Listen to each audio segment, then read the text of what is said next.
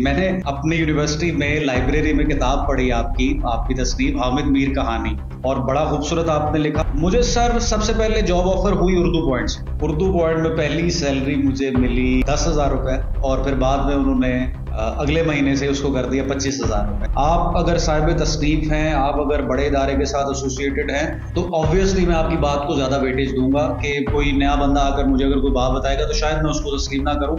As compared to you, कोई सरकारी या नीम सरकारी शोबा ऐसा नहीं है जिससे लोगों ने इज्जत, दौलत और शोहरत हासिल की हो। सही। बिस्मिल्लाहिर्रहमानिर्रहीम। नाज़रीन, आज हमारे एक बड़े प्यारे नौजवान हैं और बड़े खूबसूरत नौजवान हैं, इनसे बड़ा पुराना ताल्लुक है और बड़े ही प्यारे, होनहार और खूबसूरत आदमी। क्या हाल चाल आपका? से ठीक है आपकी? माशाल्लाह। अल्हम्दुलिल्लाह मैं ठीक हूँ। आपका बहुत शुक्रिया, आपने दावत भी दी और मेरे लिए जो कलमात अदा किए। कहाँ पैदा हुए और कहाँ कहाँ तालीम हासिल की आपने? मैं सर पैदा हुआ गुजरावाला में और इंटरमीडिएट तक मैं गुजरावाला में रहा, और फिर लाहौर शिफ्ट हुआ 2014 में।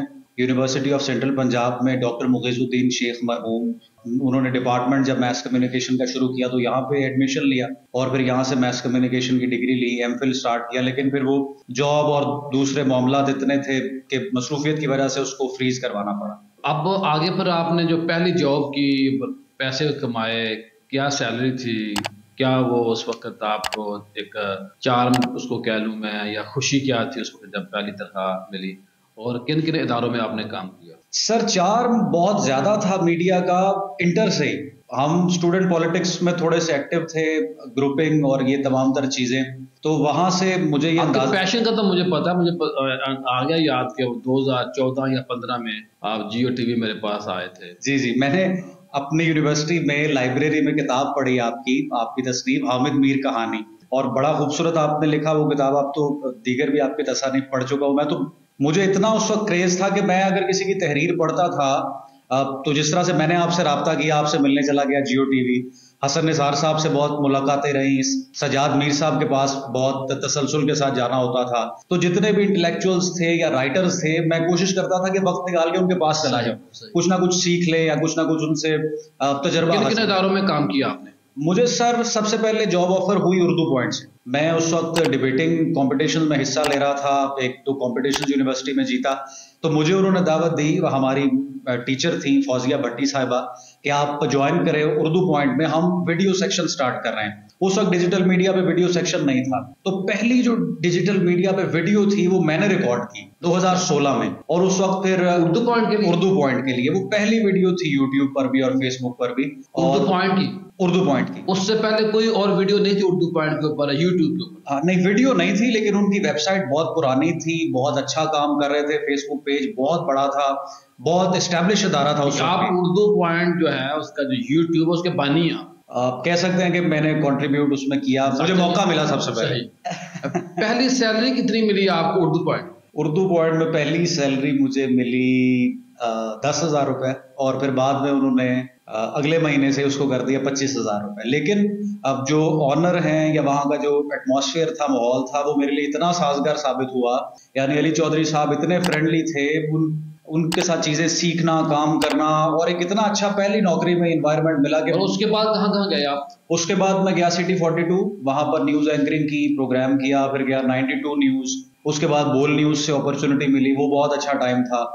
उसके बाद फिर मैं कैपिटल टीवी को ज्वाइन किया 8 बजे के शो के लिए, और अभी ये सफर जो है वो जारी है। ये बताइए कि जो सोशल मीडिया से कमाई है, रातों रात लाखपति हो जाए, इतने व्यूज आ जाएंगे, ये हो जाएगा, वो चैनल सब्सक्राइब करें, बेल बजेगी, ये मैंने इतने पैसे बना लिए, मैंने वो बंगला ले लिया, मैंने वो गाड़ी ले ली, ये गाड़ी यूट्यूब की कमाई की है, ये क्या साइंस क्या है? ये साइंस ज्यादातर तो इसमें स्कैम है, जो आप देखते हैं कि रातों रात, देखिए रातों रात कुछ नहीं होता।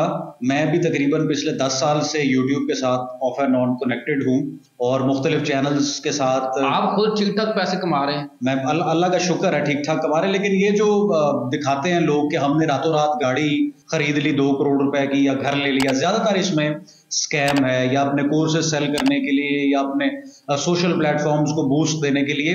इतना आसान नहीं। अलबत्ता जो लोग काम इसमें कर रहे हैं बहुत अच्छी अर्निंग है, बहुत अच्छी चीजें हैं। और मैं ये समझता हूँ कि as compared to electronic media या प्रिंट मीडिया इसमें अच्छा स्कोप है। तो अगर आम आदमी शुरू करता है, कहाँ से शुरू करे, कितनी उसको मेहनत करनी पड़ेगी, इनके थक ना जाए, बाद लोग हार जाते हैं, काम तो शुरू करते हैं, तो क्या एक बंदे को प्रोसीजर शुरू करना चाहिए? देखिए, सबसे पहले तो आपको ये पता होना चाहिए कि आपने कंटेंट क्या बनाना है। कंटेंट आपका यूनिक होना चाहिए। अगर तो आप ये समझते हैं कि आपका करंट अफेयर्स का बड़ा तजुर्बा है और आप लोगों को कायल कर सकते हैं अपनी बात से, रेफरेंसेस के साथ, हिस्ट्री का आपको नॉलेज है, तो फिर तो करंट अफेयर्स ठीक है। लेकिन हुआ ये कि गुज़श्ता चंद सालों में करंट अफेयर्स की तरफ उन लोगों का भी रुझान था जिनके पास कोई कॉन्क्रीट नॉलेज नहीं था। तो मैं ये समझता हूँ कि आप वो इसमें जॉनरा सिलेक्ट करें, वो नीश सिलेक्ट करें जो कि इंटरेस्टिंग हो, जो मैस ऑडियंस को कैप्चर कर सके और जिसमें लोगों का इंटरेस्ट डेवलप हो। अगर तो आप ऐसा कंटेंट बनाते हैं तो बमुश्किल 2 महीने में आप एस्टैब्लिश कर लेते हैं अपना यूट्यूब। और अगर आपको कांस्टेंट व्यूज मिल रहे हैं, सब्सक्राइबर्स आप गेन कर रहे हैं, तो $5,000, $10,000, $8,000 कोई बड़ी बात नहीं है। और ये करंट अफेयर्स में भी इवेंट टू इवेंट चीजें वेरी कर रही होती हैं। आप देखें, इलेक्शंस गए या जब जमान पार्क में इमरान खान थे, जब वहां पर ऑपरेशन हो रहा था, या उससे पहले जब नो कॉन्फिडेंस मोशन थी, तो पाकिस्तान में हर 2 महीने बाद, 1 महीने बाद कोई ना कोई इवेंट आता है, तो एक नई मंडी लग जाती है और उसमें ऑडियंस का इंटरेस्ट होता है। अभी दोबारा से केसेस जरा हाइप पकड़ेंगे तो इस्लामाबाद से कंटेंट जो है वो चलने लग जाएगा। तो ये चीजें डिपेंड करती हैं आपके कंटेंट पे, क्या आप ऑडियंस बनाते हैं। लेकिन सजेशन इसमें ये है कि आप जो एक ऑडियंस अपने डेवलप करें, फिर आपने ये समझना है कि आपने गोश्त की दुकान खोली है तो आपने वहां पर गोश्त बेचना। अगर आप करंट अफेयर्स को लेकर चल रहे हैं तो करंट अफेयर्स, अगर आप लाइफस्टाइल को लेकर चल रहे हैं तो लाइफस्टाइल, अगर आप ऑटोमोबाइल को लेकर चल रहे हैं, दूसरे सेक्टर्स को लेकर चल रहे हैं, तो आपने अपनी नीश और ऑडियंस नहीं डिस्टर्ब। आपको कहने का मकसद ये कभी इधर कभी उधर नहीं। हाँ, ये वजह है लोगों के हारने। मतलब कि लोग अगर थक हार जाते हैं तो वो अपना जो फोकस है उसको डिस्टर्ब कर लेते हैं और जो चीज वो एस्टेब्लिश कर रहे होते हैं उससे भी जाते हैं। मिसाल के तौर पर 20 वीडियोस अपलोड कर दी ऑटोमोबाइल पर, गाड़ियों की, और फिर देखा कि यार वो तो वीलॉग कर रहा है या लाइफस्टाइल दिखा रहा है तो मैं वो दिखाने लग जाऊं। तो वो कहने का मकसद ये है कि जो बंदा शुरू करे वो उस पर लगा रहे, उसी को ऑडियंस को डेवलप करे और उसमें इंटरेस्ट पैदा करे। अब ये मुझे बताइए आखिर में कि जो नए लोग हैं आप जैसे, जो अभी यूनिवर्सिटीज में पढ़ रहे हैं, वो मीडिया की तरफ आए ना आए, किधर जाए, और डिग्री उनके पास होगी। एक बड़ा बूम हमने देखा, छोटे छोटे लोग थे, जब उसमें आप भी शामिल है, हम भी हैं, कि स्क्रीन पे आना बड़ा अच्छा लगता था। अब वो बड़ी स्क्रीन बंद हो रही है आहिस्ता आहिस्ता। ये जो छोटी स्क्रीन है ये सबसे बड़ी ताकत बनती जा रही है। तो नए लोगों को आप क्या कहेंगे? सर, ये डिपेंड करता है कि किसका क्या पैशन। अगर आप मुझसे पूछे तो मैं बड़ी स्क्रीन को या जो क्रेडिबल सोर्स है उसको कभी भी जीरो नहीं कर सकता। उसकी वर्थ, उसकी क्रेडिबिलिटी हमेशा रहेगी। आप अगर साहिब तसनीफ हैं, आप अगर बड़े इदारे के साथ एसोसिएटेड हैं, तो ऑब्वियसली मैं आपकी बात को ज्यादा वेटेज दूंगा कि कोई नया बंदा आकर मुझे अगर कोई बात बताएगा तो शायद मैं उसको तस्लीम ना करूं एज कंपेयर टू यू। तो इस तरह से जो लोग बड़े प्लेटफॉर्म्स पर साथ एसोसिएटेड है या जो प्रोफेशनली काम कर रहे हैं, छोटी स्क्रीन पर भी मेरे नजदीक उनकी वैल्यू या उनकी क्रेडिबिलिटी ज्यादा रहेगी।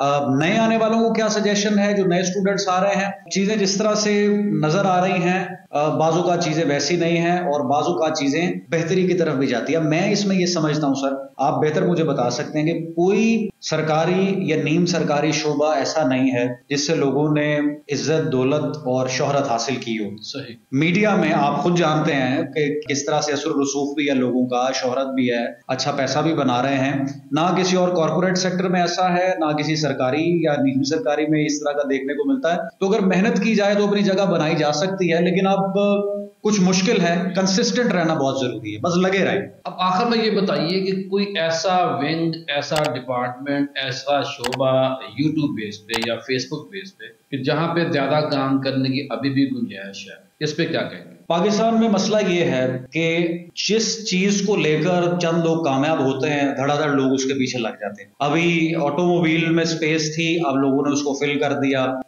शोबिज में स्पेस थी, लोगों ने उसको फिल कर दिया। अभी मैं ये समझता हूं कि एंटरटेनमेंट को लेकर अगर क्वालिटी कंटेंट बनाया जाए छोटी स्क्रीन के लिए, बच्चों के लिए अगर कंटेंट बनाया जाए और ट्यूटोरियल्स बनाए जाएं, तो उसमें अच्छी स्पेस है, अच्छा पैसा भी बनाया जा सकता है।